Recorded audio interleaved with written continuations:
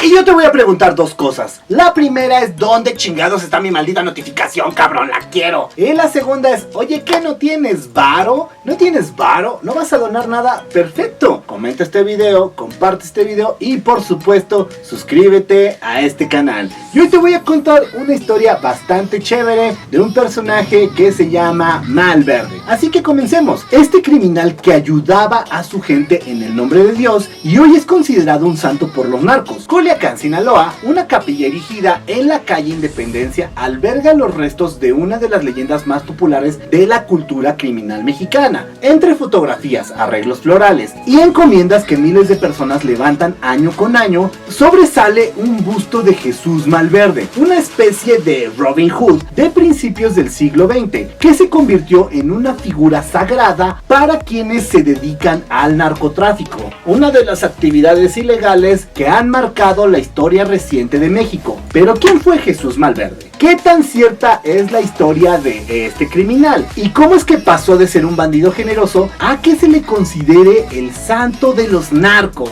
Sí, el santo de los narcos.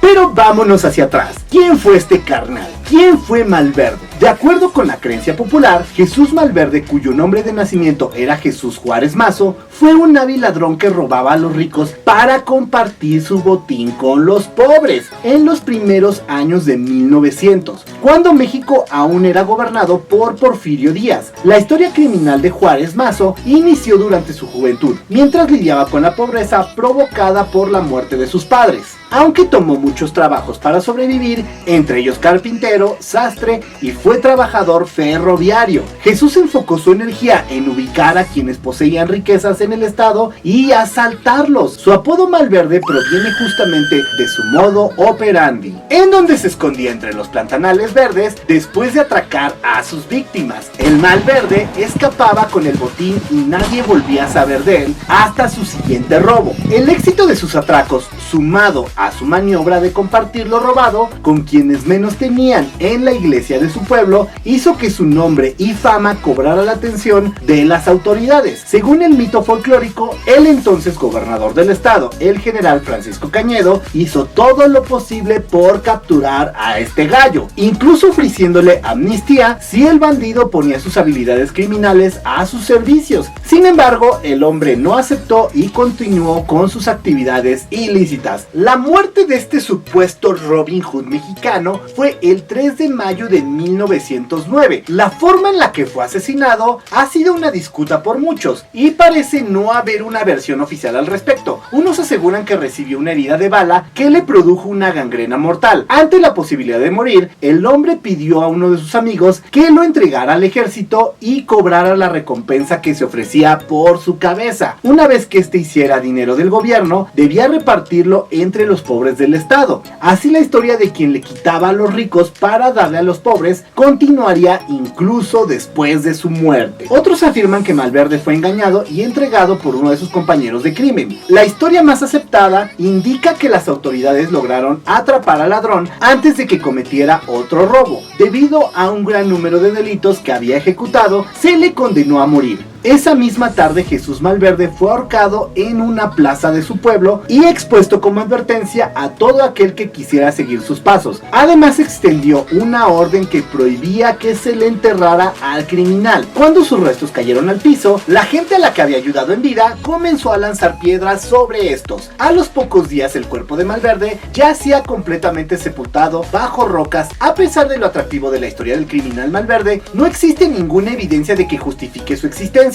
De hecho, diversos investigadores y expertos han encontrado que la historia y apariencia del bandido generoso, como se le conoció durante el periodo postrevolucionario, podría estar basada en las vidas de dos famosos ladrones sinaloenses, Heraclio Bernal y Felipe Bachomo. The Lynch Mob, The Popsicle Kings, Chalino and the Bronx. El periodista estadounidense Sam Quiñones señala que la rebeldía antigobierno de Bernal, perseguido por el gobernador Cañedo, traicionado por uno de sus cercanos y conocido como el Rayo de Sinaloa, así como la procedencia humilde y brava de Bachomo, fueron retomadas por la gente de Sinaloa para fortalecer el necesitado mito del ladrón bueno. Esto resultó especialmente benéfico después de que comenzaran a reportarse supuestos milagros atribuidos a Malverde. Sin el reconocimiento de la Iglesia Católica, el bandido se convirtió en una figura venerada en Sinaloa, especialmente por quienes no caminaban por el camino de la ley. De bandido generoso a el santo de los narcos. Tan pronto como la leyenda de Malverde comenzó a popularizarse, las historias de posibles milagros cometidos por su gracia fueron sumándose al mito del forajido. El primero incluso se dio cuando el ladrón aún estaba colgado en la plaza de su pueblo.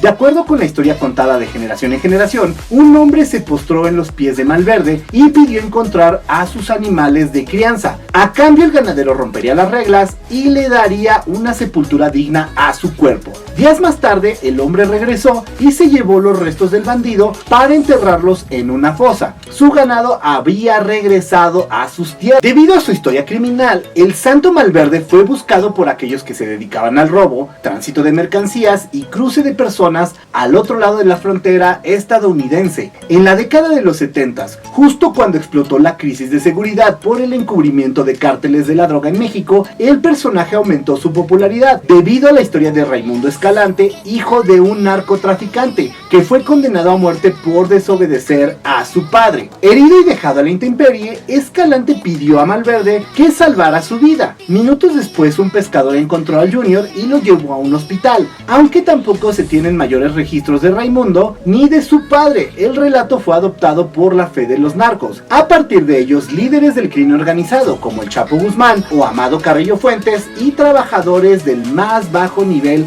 se encomiendan al santo para pedir su protección. Una historia bastante chévere. Yo soy Mataullido, el rey del podcast El Rey. Nos vemos el día de mañana. Chao.